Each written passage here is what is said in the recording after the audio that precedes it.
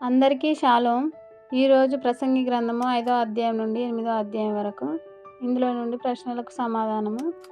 మొదటి సమాధానము హృదయానందము 5వ అధ్యాయం 20వ వచనము.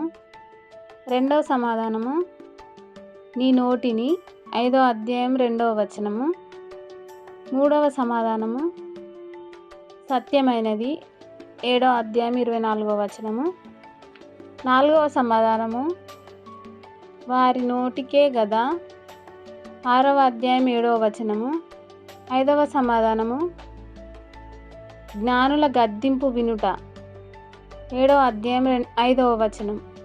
ఆరవ సమాధానము భక్తిహీనులు 8వ అధ్యాయము 13వ వచనము.